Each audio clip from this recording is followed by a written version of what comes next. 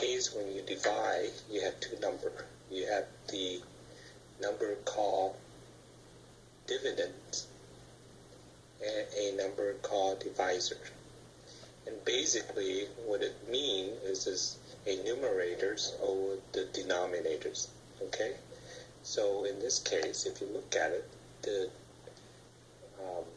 numerators, which is 2x squared plus 7x plus 7, divided by the divisor, which is x plus 2. Okay, so the same things. Basically, this is your denominators, and this one right here is your numerators. Okay, so in synthetic divisions, we call the numerators the dividends, and the denominators is the divisors. That's just the basic definition you need to know in order to understand and communicate when we do synthetic divisions. In synthetic divisions, you must have two conditions. Two conditions must be met before you can start. Okay, for synthetic divisions to work, the polymicron must be written standard form using 0 as coefficient for any missing term. That's one. Okay. And the second condition is the divisor must be in the form of x minus a. I think this is where you trip off and kind of confused. So we'll go over those two conditions so you understand what it meant. Okay, so the first conditions when they talk about is what is standard form. Okay, so it's in the standard form. And okay, fill in any missing term. So okay, so what does that mean? Standard form is when the highest exponential at the top, for example. So if you have a term like this, x to the third plus 2x plus 5x to the fifth. Okay, so you have to put that in the standard form. So what's the standard form is going to be? You're going to use the highest exponential come first. So it's going to be 5x to the fifth. And what's the second highest? Second highest is going to be the x to the third. So it's going to be plus x to the third plus 2x. So this is the standard form that we use. Now you have to fill in all the missing term using 0 as a coefficient. Well, what do you mean by missing term? Well, this is 5 different terms because the highest exponential is 5. So you expect that it's going to have x to the fourth, x to the 2, and plus some kind of number, right? So somewhere in here, you're missing x to the fourth, and you're missing x to the second, and you're missing a plain number, just a real number. Okay, so that's what you're missing. So you have to fill in the missing number. Well, you can fill in the missing number by using 0 as your coefficient. Okay, so therefore you have to rewrite this standard form and fill in all the missing terms. So it's going to be like this. So you're going to be 5x to the 5th plus, okay, or plus what? Plus 0x to the 4th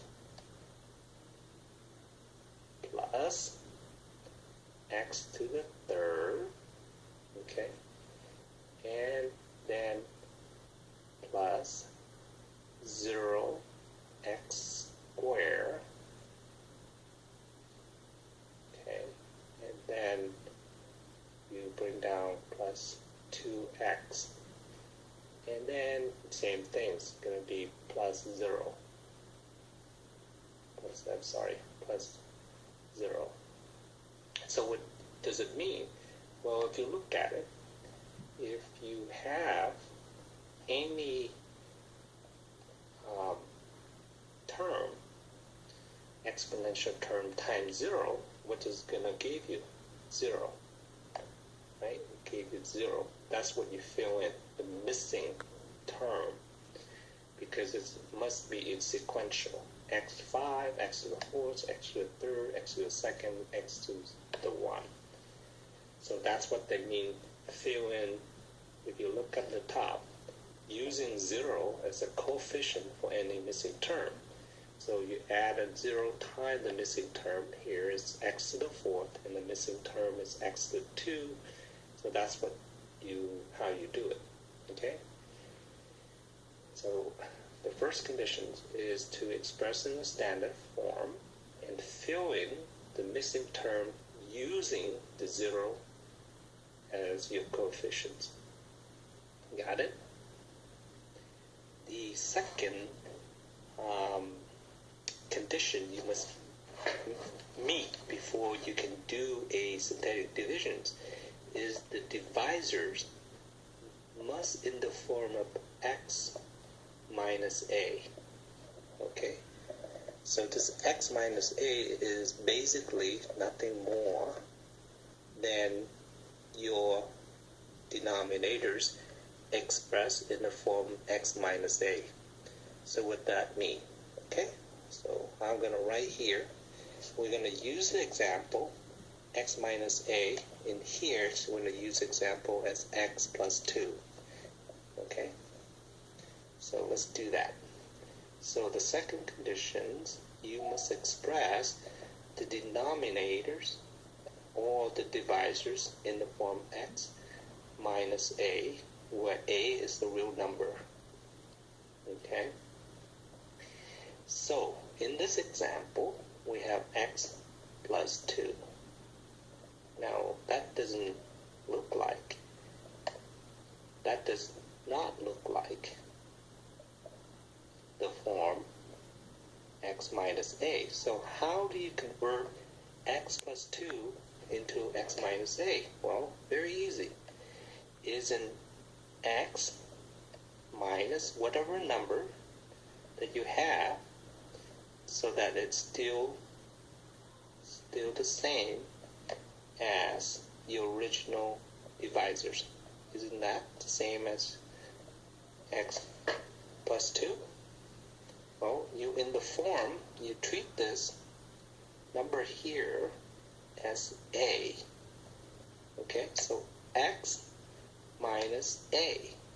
So what you did here is convert this original number into this minus, so that when you convert that to x minus a format, it still maintains as the same thing as x plus 2. You see it? See? X minus 2 is the same as x plus 2. But in this case, you convert the conditions in which it is x minus a form. So x minus negative 2. So basically you're adding a negative in whatever the real number you have there. So that's how you do it. So if, example, okay, same thing. The form you must do is x minus a. This is your divisor. Okay, divisor. Well, if I have a second example, if I have x minus 5 as your divisors, how do you convert that into x minus a form? Well, if you convert that, if you make it x, okay,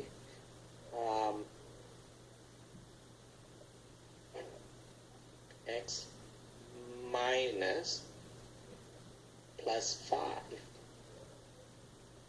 okay, that is the same thing as x minus 5, isn't it? So what you just did here, convert that negative here to a positive there. So this number then becomes your a. And you see x minus a. Right? You want to do another one? Let's do another one. Different color. So our way, divisor, it's x minus a. So if I have x